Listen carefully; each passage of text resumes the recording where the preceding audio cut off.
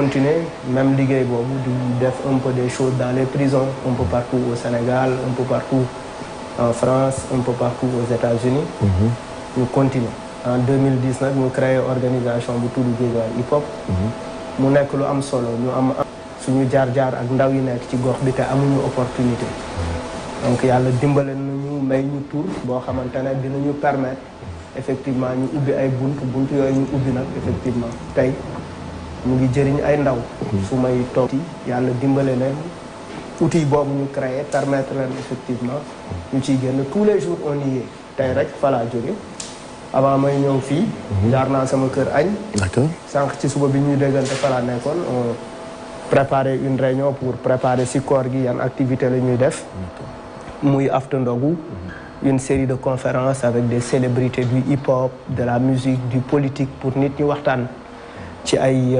luy soxal réew mi ci développement waxtaan ci ay questions de délinquance waxtaan ci ay questions de violence waxtaan ci ay questions d'éducation donc en fait hip-hop dafa ëmb lu bëri c'est-à-dire boo nekkul fii rek mën nga nekk fee il y a eu un moment où c'était important que ñu rap lu bëree bëri wax li ñu xalaat mais il y a eu un moment aussi on a voulu li ñuy wax ñu fexe ko jëmmal à travers des projets pour ñeneen ñi nga xamante ne mënuñ ci jote ñu mën cee jot donc effectivement liggéey boobu ñu ngi si musique suñu passion la hip hop suñu passion la parce que ci lañ tabaxoo ci la suñu àdduna amee ci la suñu dund amee un sens moo ñu jox statut sànq bi nga may présenté yaa ngi ne Malal artiste la wala rappeur la wala activiste la wala politicien la wala chroniqueur la mais je me définis simplement comme un rappeur activiste ak yeneen tur yëpp nit ñaa ko ciy toftal parce que moi je suis Fou Malade Fou Malade mooy sama tur sa identification loolu la loolu mooy suma lépp man Fou Malade la léegi nag art dafa yaatu art ci la citoyenneté xej art ci la politique xej art ci la lu nekk xej donc tur yi nga ma jox yëpp c'est-à-dire tey su ma demee bu mën a def ay chroniques dans une télé c'est parce que effectivement c'est le hip-hop qui m'a révélé et c'est le hip-hop qui me donne qui est mon orientation même su may wax ci télé wala may wax ci diine ci hip-hop laay sukkandiku donc hip-hop mooy suma jumtuwaay bi utalu la frontière en fait déedéet non parce que le hip-hop c'est un vaste mouvement d'accord c'est un mouvement culturel avec un idéal avec une façon de voir le monde avec une façon de voir l'économie avec une façon de voir la politique c'est vraiment un mouvement très très intéressant mouvement boobu defar na fi mu toll nii ay junni ndaw mu ngi juddu en 73 aux États-Unis ren am na 50 ans lu am 50 ans nag patrimoine la c'est un patrimoine tey nekk na patrimoine lu am 50 ans nekk na institution moo waral ngay gis réew moo dem ñu jox ko dayoo bi mu war a am moo tax président de la République comprendre na loolu en 2012 en créant le fonds de développement des cultures urbaines ren ñu ngi ko yóbbu à 1 milliard c'est très intéressant tu verras pas qu'il y a le fonds du mbalax ou le fonds de tel mais il y a le fonds des cultures urbaines parce que ñoom ils ont à peu près compris que le hip-hop est une culture qui peut permettre effectivement de régler énormément de choses am na ñu bëri tey am na boy yu bëri yu am statut Dip par exemple j'aime bien donner son exemple à l'université il disait oui maa ngi ak am naa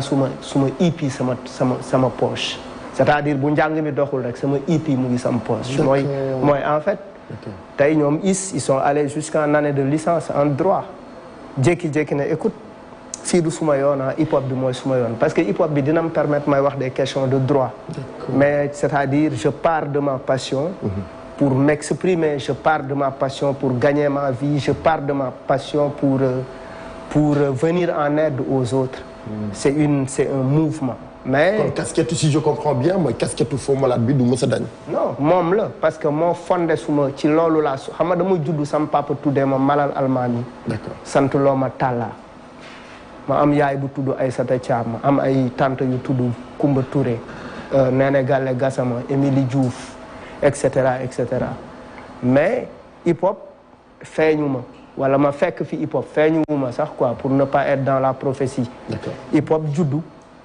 ma nekk jeune u Guédiawaye bëgg a wax mënuma wax sama mag di way buy Badoutala di def musique man mënuma def musique bi muy def ma doon sàcc sax ay maquette am de temps en temps dem ci foyer scolaire yi di ko way parce que j'avais envie de m'exprimer bi hip hop juddoo nag mu nekk jumtuwaay bu am solo pour ñun ñuy sentir ni ñun bu ñu yeewoo ñu ngi ci dara ñu ngi jéem a bind ay textes ñu ngi dem Sandaga di wut ay instrumental ñu ngi dem ci ay cotiser ñu ngi commencé dajaloo je me rappelle sama grand-père toog Els Talla parce que groupe Els c'est un journaliste au passage mais un grand ami sama mag la mais c'est mon ami fu ñuy dem ñooy ànd la plupart donc c'est mon grand frère à qui je passe une dédicace donc ñun mus nañ toog bi ñu doogee créer suñu groupe African Black Roots quoi lañ tuddoon avant ñuy nekk Bataillon Blindé en 98 ñuy woy man Pecos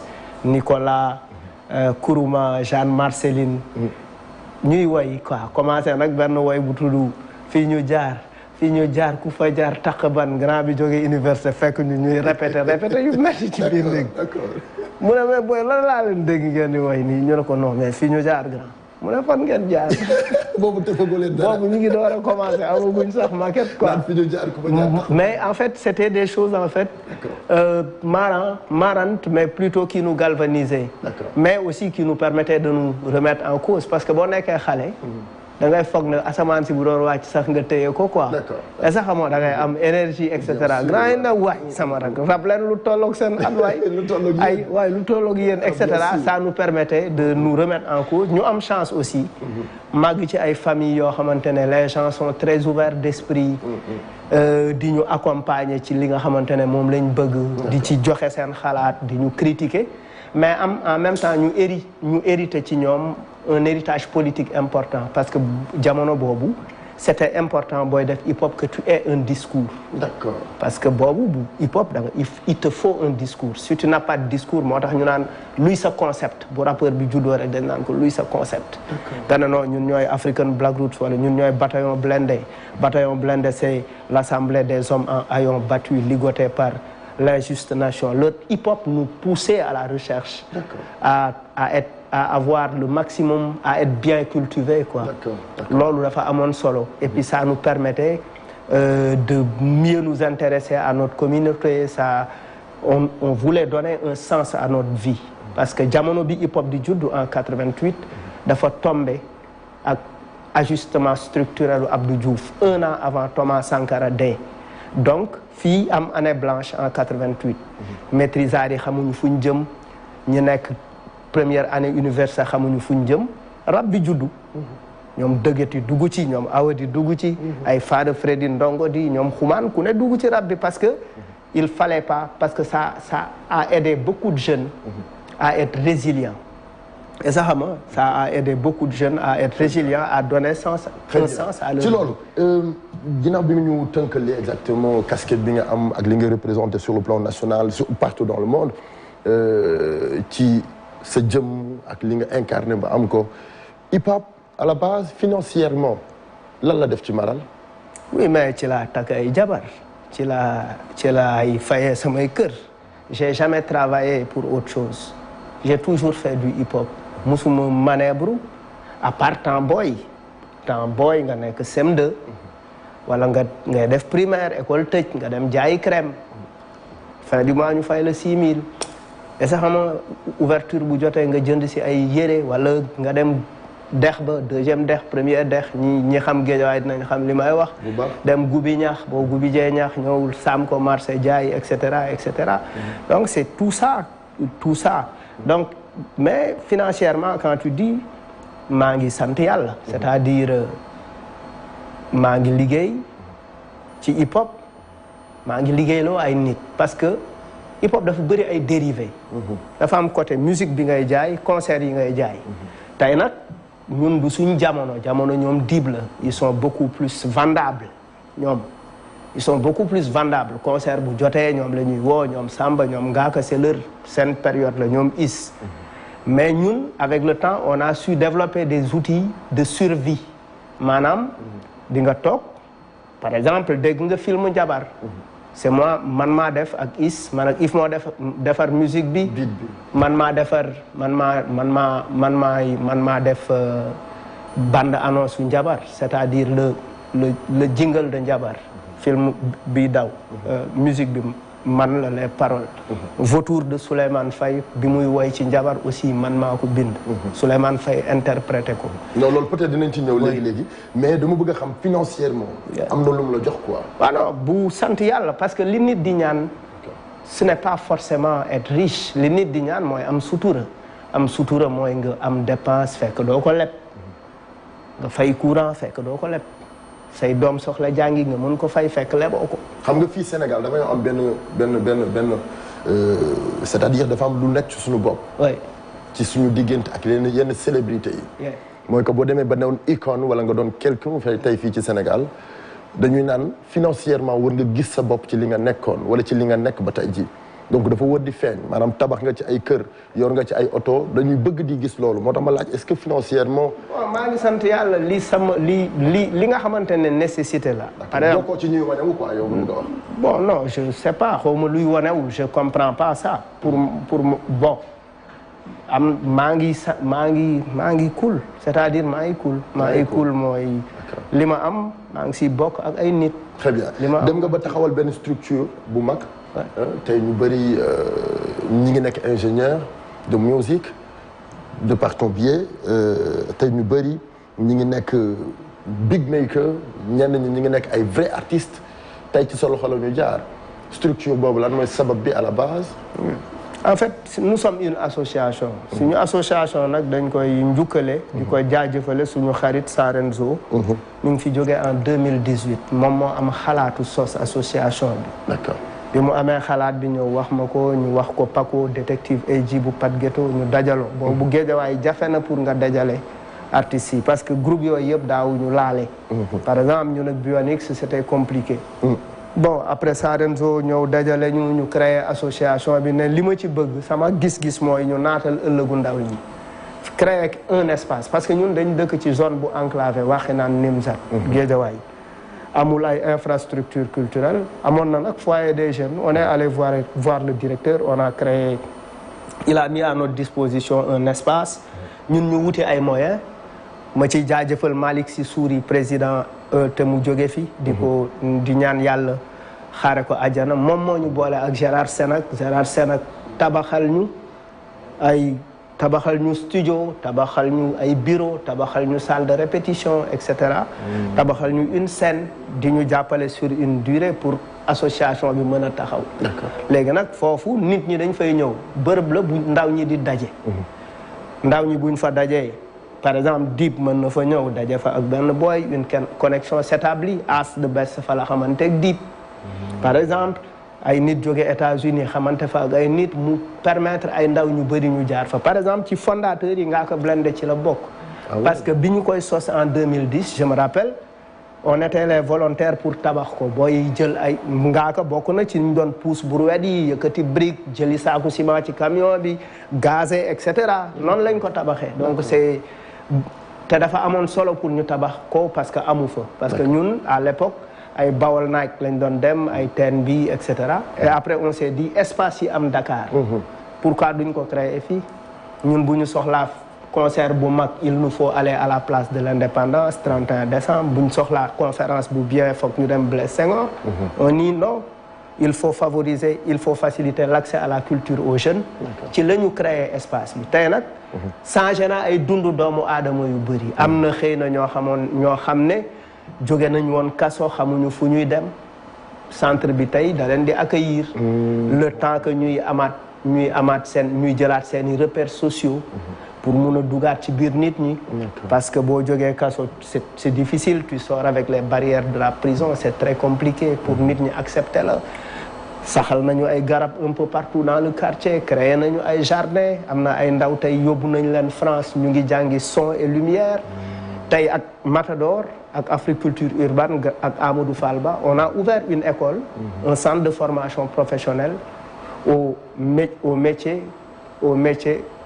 métier des arts et de la culture di nga fa dem jàng fa administration culturelle régie son lumière et cetera am na suñuy ndaw yu fa jaar bi ñu bëggee yóbbu si yeneen niveau on a trouvé des bourses avec des partenaires yóbbu leen France ñu jàngi tout ce travail on est en train de le faire donc ndaw ñi ñu ngi ci parce que li jafe banlieue c'est amener rappeler les jeunes que dañu war a am estime de soi mooy bëgg sa bopp mooy fonk sa bopp nag dafay tàmbale ci nga wut xam-xam dafay tàmbale ci nga mën dara parce que on est dans le siècle de l'expertise nekkatuñu on a dépassé oui non kii bureaucrate la kii préfet la le préfet et le beatmaker ont la même valeur Youssou Ndour a la même valeur que le président de la République et pourtant il est parti des arts donc il faut que nit ñu toll ci ay niveau yi nga il faut que ñu aligné wu ci fi àdduna bi toll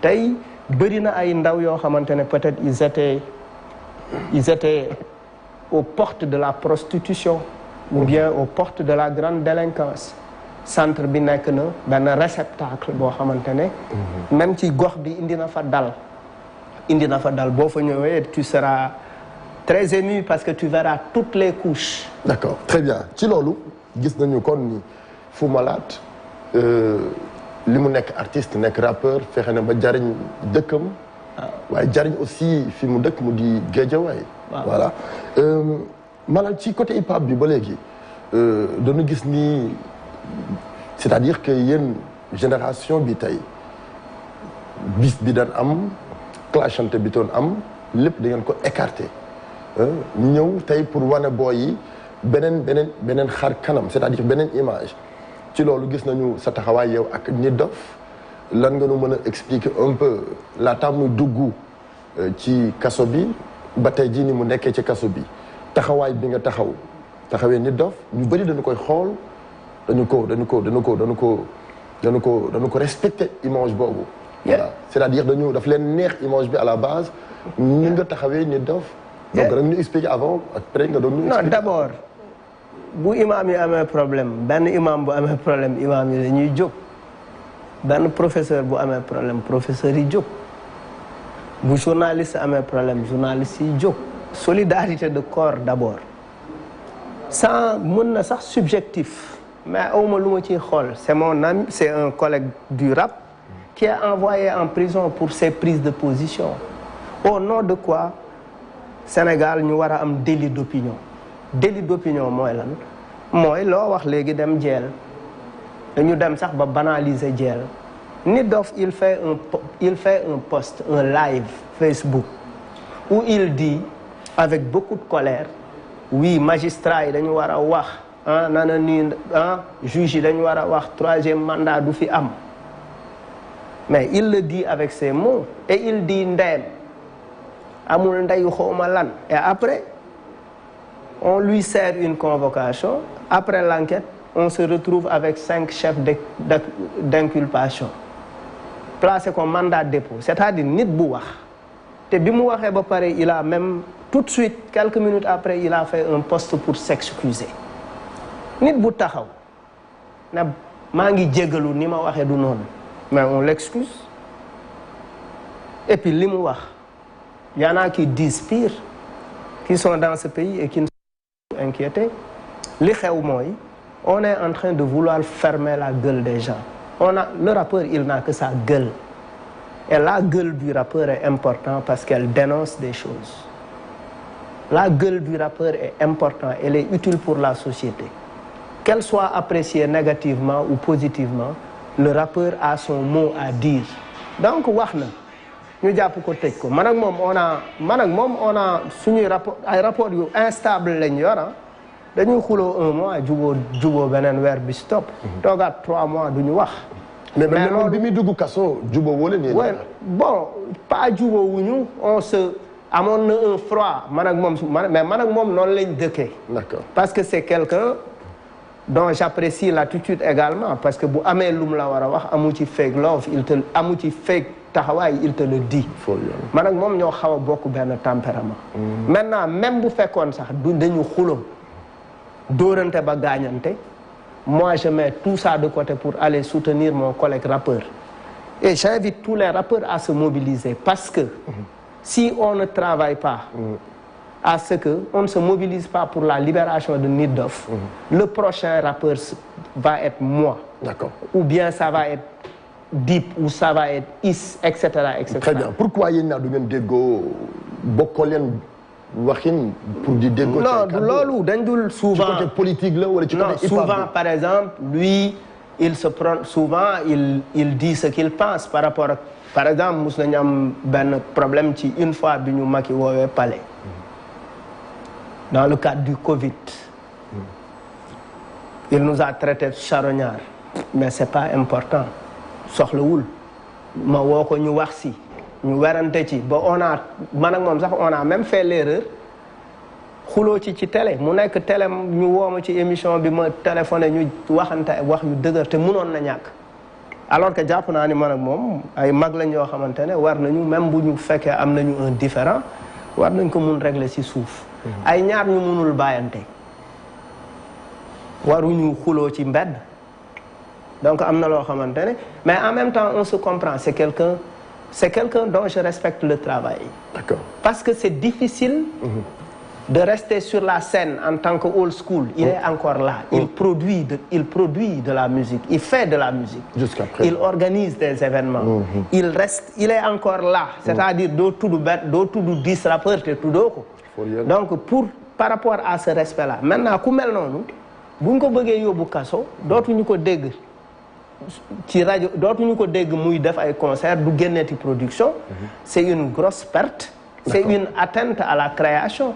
D'accord, mais yow taxawaay bi nga ko taxawee pratiquement dem na ba ay rendez-vous sax wala ay visite am sax yaa koy signé wala yenn manifestation yi bu waree am pour ñu jug taxawu Nit Doff. Mais parce que pour moi il faut être entier booy dugg ci benn affaire. Il est arrêté, on a voulu organiser une manif waruñu bàyyee affaire de waa Killa Family parce que xëy na ñi ci ëpp ay boy lañu xamuñu ay affaire yu bëri nu mu demee. Donc moi si les gens me sollicitent pour que je vienne jàpp ci affaire bi je viens. Je faisais partie des signataires effectivement de l'autorisation. ñu autoriser ñu dem marche. Des fois nit bu bëggee. yow yaa dem demander di autorisation. waaw man ak Khali ak Chaim son manager Khali moo yor waa Killa Family il travaille avec Killa également. Je les salue au passage. ñu ànd dem defi kii et puis comme que aussi yàgg naa am ay connexion avec direction administration pénitentiaire xam naa un peu tribunal. am naa fa quelques personnes si des gens ont besoin de visite xamuñu fu ñuy jaar. ils m'appellent je les mets en contact avec des gens parce qu'il a besoin de voir des gens. D'accord. Fata seeti na ko. ah oui Fata. man seeti naa ko. ak coow li amoon seen diggante fan yii moom laa lay wax Fata sax était dans la mobilisation. donc Fata seeti na ko man seeti naa ko Matador seeti na ko Grand Déguéti seeti na ko. bi nga demee seeti ko qu'est-ce que vous avez échangé ensemble. oui il ne se rend pas. Ah bon? C'est pas quelqu'un qui se rend. Pourquoi se rendre? Pourquoi se rendre? Lu tax? Si l'objectif c'est de le mettre en prison, c'était pour l'humilier, pour wax ni way baalu na wala def na lii def na la. C'est quelqu'un qui est là. On se bat. Man yónnee naa président de la République une lettre pour mu bàyyi ko. Je suis en train de trouver une audience pour lui en parler, pour mu bàyyi ko. Parce que et puis maa ngi à travers les outils que j'ai mes émissions mes émissions bi nga ma invité nii. fu ma ci dem boo ma ci laajul aussi dinaa ci wax. parce que pour man il faut en parler sinon on risque de l'oublier. te Nit Doff mu ngi fay waaj a def 3 mois maintenant. On ne peut pas laisser des gens dilapider les ressources publiques dehors. Et emprisonner des gens pour des délits d'opinion. bi nga demee yan message la jox pour. oui nee na mu ngi sant di gërëm ñëpp. il remercie tout le monde il voit que jëmmam bu xeebu bi warul tax sax gars yi di def type de mobilisation. mais c'est loolu c'est notre devoir parce que je sais que si j'étais dans la bagne il va faire la même chose. moom nag dañ ko war a taxawu. ma ci woo hip hop bi aussi pour ñu gën a mobiliser wu. parce que comme ni nga ko defee woon. ci Ngaaka Blindé. yes noonu nga ko defee fii ci Nit Doff. te noonu nga ko bëggee parce que bëggoo beneen hip hopeur sax bu nu ko jàppee ñu mettre ko dans. oui il faut parce que bokkuñu gis-gis. c'est comme c'est comme dans les confréries bokkuñu ni ñuy gisee diine. Tijaani nii lañ koy gisee laayeen yi nii lañ koy gisee et cetera mais lépp jëm ci diine bi la lépp ci diine bi la jëm ñun aussi on est un mouvement très contradictoire avec beaucoup de contradictions te loolu bu amatul rek du am solo. Maintenant nag au-delà de nos contradictions on doit comprendre que si on ne travaille pas à nous mobiliser ils vont faire disparaître le hip-hop et le hip-hop ne doit pas être menacé par le pouvoir. Le hip-hop doit refuser d'être menacé par le pouvoir parce que c'est une force, c'est de l'énergie, c'est de l'emploi.